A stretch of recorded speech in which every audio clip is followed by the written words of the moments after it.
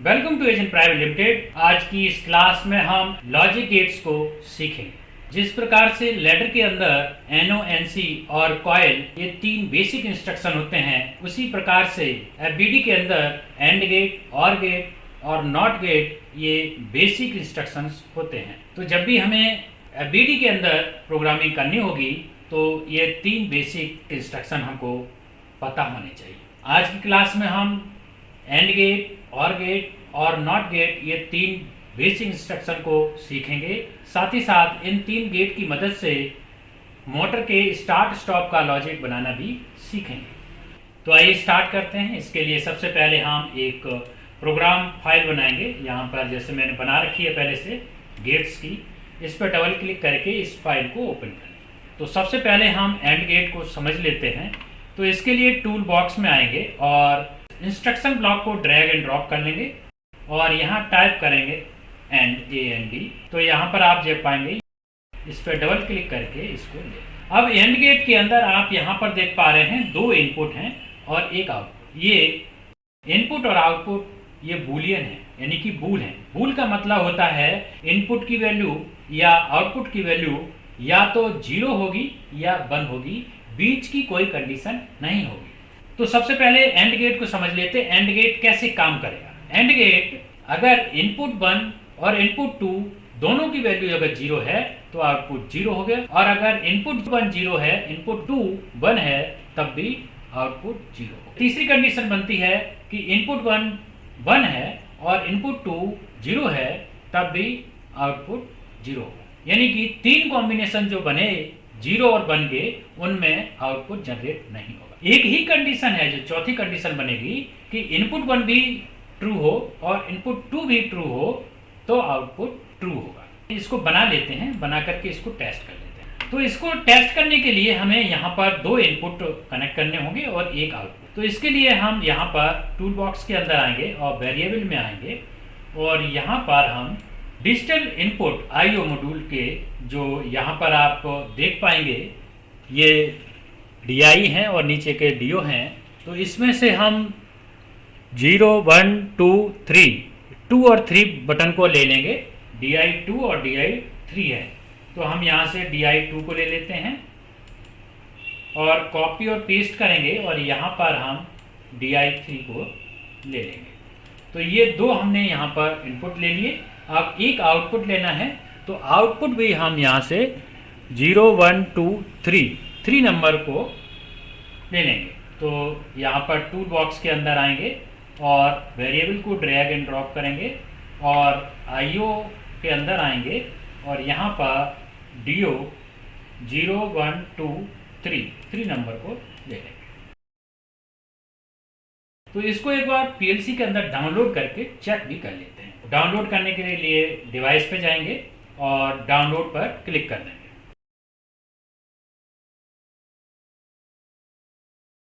तो ये हमारा प्रोग्राम PLC के अंदर डाउनलोड हो गया। अब हमारे पास दो DI हैं, DI 02 और DI 03।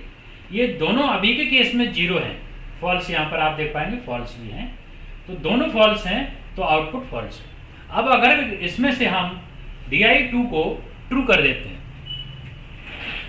DI 2 को ट्रू करेंगे तो ये हमारा 0 1 2, ये हमारा 2 नंबर है DI, इसको हम ट्रू कर देते हैं। तो आप लॉजिक में देख पाएंगे कि DI 2 हमारा ट्रू हो गया, यानी कि एंड गेट का इनपुट 1 ट्रू हो गया।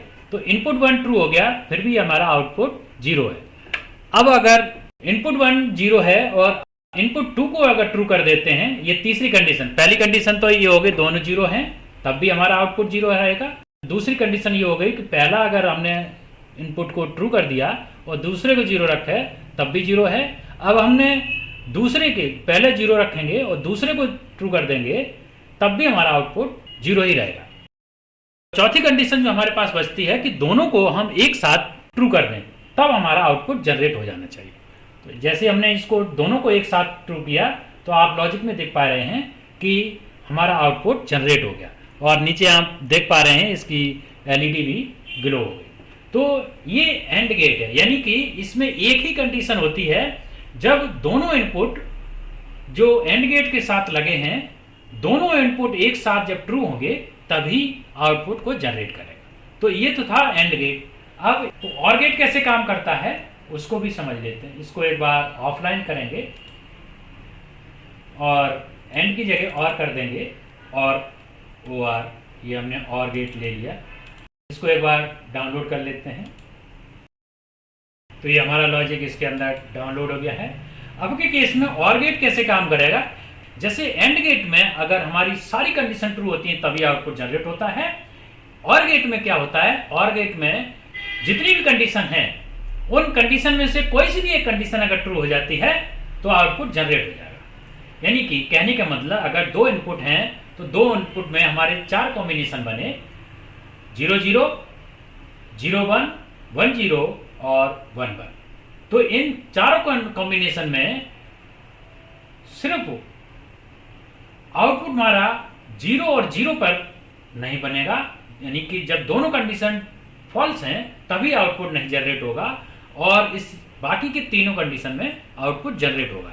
इसको टेस्ट कर लेते हैं। टेस्ट करने के लिए सबसे पहले हम जब दोनों 0 हैं तो आउटपुट जनरेट नहीं होगा, जैसे कि आप देख पा रहे हैं लॉजिक के अंदर, और यहां भी देख पा रहे हैं ये वाला डीओ है। और अगर हम इसको 0 रहने देते हैं, इसको ट्रू करते हैं पहले, तो इसको ट्रू किया तो आउटपुट जनरेट हो गया, और अगर इसको 0 रखते हैं, इसको ट्रू कर देते हैं, तब भी हमारा आउटपुट जनरेट हो रहा है। ठीक है, तो यानी कि दोनों में से कोई सी भी कंडीशन अगर ट्रू हो जाती है तब भी आउटपुट जनरेट होगा, और अगर दोनों ट्रू कर देते हैं, दोनों एक साथ ट्रू कर देते हैं, तब भी हमारा आउटपुट जनरेट हो जाएगा। तो ये तो और गेट हो गया, और गेट समझ लिया। अब नॉट गेट है, उसको भी चेक कर लेते हैं। इसके लिए हम एक बार ऑफलाइन आएंगे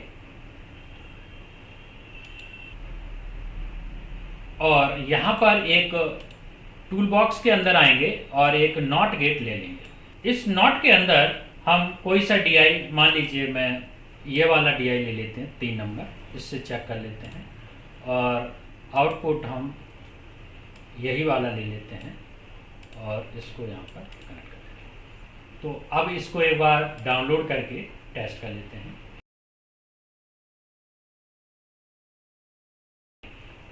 नॉट गेट कैसे काम करता है, नॉट गेट का मतलब अगर इनपुट ट्रू होगा तो आउटपुट फॉल्स होगा, अगर इनपुट फॉल्स है तो आउटपुट ट्रू हो जाएगा।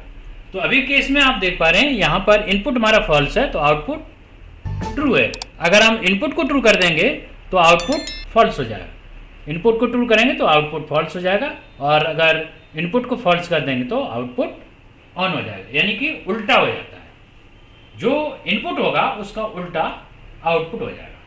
ठीक है, तो ये तो हमारे 3 गेट हो गए। अब एक बार इन तीनों गेट की मदद से हम एक लॉजिक बनाएंगे। मोटर के लॉजिक को कैसे बना सकते हैं उसको यहाँ पर देखेंगे। तो इसके लिए आउटपुट तो हम यहाँ पर आउटपुट को रख लेते हैं, और इनपुट में एक इनपुट और ले लेते हैं। यहाँ पर जो 2 नंबर लिया था तो 2 नंबर DI को एक बार और ले लेते हैं। तो ये 2 DI हमारे हो गए और एक हमारा DO हो गया। ठीक है, नॉट गेट यहाँ पर रखा हुआ है। ठीक है, 2 गेट और ले लेते हैं। 2 गेट हम यहाँ पर एक ये ले लिया, और गेट यहाँ पर ये आ गया।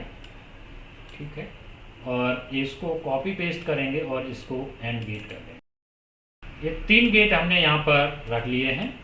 ये 3 गेट आप यहाँ पर देख पा रहे हैं, एक एक करके तीनों गेट को हमने डिस्कस कर लिया है। अब मोटर के लॉजिक को सीखेंगे। तो इसके लिए हमने तीनों इंस्ट्रक्शन यहाँ पर ले लिए। अब अगर हम ये मान लेते हैं कि DI2 है वो हमारा स्टार्ट बटन है और DI3 हमारा स्टॉप बटन है, तो जब हम मोटर के लॉजिक को बनाएंगे तो ये स्टार्ट की बटन हो गई, इसको हम सीधा और गेट के साथ यहाँ पर कनेक्ट कर देंगे, और गेट का जो आउटपुट होगा वो एंड गेट के इसमें कनेक्ट कर देंगे, और जो स्टॉप की बटन है उसे NC बना करके एंड गेट के इनपुट 2 में दे देंगे, और जो एंड गेट का आउटपुट है उसे हम निकाल के आउटपुट पर दे देंगे। अभी के केस में क्या होगा, जब हम इसको प्रेस कर देंगे तो ये स्टार्ट तो होगा, लेकिन जैसे ही हम इस बटन को रिलीज कर लेंगे तो ये वापस 0 हो जाएगा। तो इसको हमें एक बार प्रेस करने के बाद ये ऑन हो जाए और होल्ड हो जाए, तो उसके लिए हमें यहाँ पर होल्डिंग लगानी पड़े। तो होल्डिंग कैसे लगाएंगे, हम इसी के आउटपुट से होल्डिंग लगाएं। तो यहाँ से इसको कॉपी करेंगे और यहाँ पर कनेक्ट कर देंगे। यहाँ पर ये लॉजिक बन गया है कि एक बार इसको प्रेस करेंगे तो ये और गेट है, तो और गेट का मतलब कोई सा भी इनपुट अगर ट्रू हो जाएगा तो यहाँ से आउटपुट ऑन हो जाएगा। और एंड गेट कैसे काम करता है कि जब ये दोनों ट्रू हो जाएंगे तब यहाँ पर आउटपुट जनरेट करेगा। तो यहाँ से जैसे ही इसको एक बार प्रेस करेंगे तो IN1 ट्रू हो जाएगा और IN2 पहले से ट्रू पड़ा है क्योंकि इसको हमने NC बना दिया, यानी कि उल्टा करके नॉट गेट लगा करके इसको हमने ट्रू करा दिया है। तो ये IN1 और IN2 दोनों ट्रू हो जाएंगे तो एंड गेट आउटपुट को ऑन कर देगा। तो अभी के केस में हमारा मोटर का लॉजिक बन गया है। ये स्टार्ट बटन है और ये स्टॉप बटन है और ये इसका DO है और DO से ही हमने इसकी होल्डिंग कर दी है और गेट के दूसरे इनपुट में लगाकर। तो ये हमारा परफेक्ट मोटर का लॉजिक बन गया है। इसको एक बार हम डाउनलोड कर लेंगे। ये हमारा लॉजिक इसके अंदर डाउनलोड हो गया है। अभी केस में आप देख पा रहे हैं जो स्टार्ट बटन हमारी ऑफ पड़ी है और वहां से जो यहाँ पर इनपुट 0 है और इनपुट 2 हमारा ये भी स्टॉप बटन भी 0 पड़ा हुआ है, लेकिन नॉट गेट की वजह से यहाँ पर ट्रू दिखा रहा है। यानी कि एंड गेट में इनपुट 1 0 है और इनपुट 2 ट्रू है, इनपुट 1 फॉल्स है और इनपुट 2 ट्रू है। तो ये एंड गेट में अगर इनपुट 1 भी अगर ट्रू हो जाए तो आउटपुट ऑन हो जाएगा। तो इसके लिए हम यहाँ पर DI नंबर 02 यानी कि 012 ये वाला अगर हम प्रेस कर देते हैं तो आउटपुट ऑन हो जाएगा। तो एक बार हम प्रेस कर देते हैं। जैसे हमने एक बार प्रेस किया इसको तो हमारा आउटपुट जनरेट हो गया। अब स्टॉप कब होगा, जब हम DI3 को एक बार प्रेस कर देंगे। जैसे हमने एक बार प्रेस किया तो आउटपुट हमारा ऑफ हो गया। तो ये एक स्टार्ट और स्टॉप का लॉजिक बन गया है। जैसे हम इसको स्टार्ट करेंगे तो हमारा यहाँ पर लैंप ऑन हो गया, यानी कि कोई मोटर होगी तो मोटर ऑन हो जाएगी, और अगर एक बार स्टॉप पुश बटन को प्रेस कर देंगे तो ये ऑफ हो जाएगी। तो इस तरह से आज की क्लास में हमने एंड गेट, और गेट और नॉट गेट ये 3 बेसिक इंस्ट्रक्शन एपीडी के अंदर डिस्कस किए और उसके साथ ही साथ मोटर के स्टार्ट और स्टॉप करने के लॉजिक को भी डिस्कस किया और टेस्ट किया। तो आज की क्लास में बस इतना ही। Thank you for watching this video. अगर आपको ये वीडियो पसंद आई तो लाइक करें, शेयर करें, और अगर आपने अभी तक हमारे चैनल को सब्सक्राइब नहीं किया तो सब्सक्राइब कर लें, साथ ही साथ बेल आइकन को क्लिक कर लें ताकि हमारे लेटेस्ट वीडियो के अपडेट्स आपको टाइम से मिल सकें। और अगर आपका कोई क्वेश्चन है, कोई डाउट है तो नीचे कमेंट बॉक्स में पूछ सकते हैं। Thank you.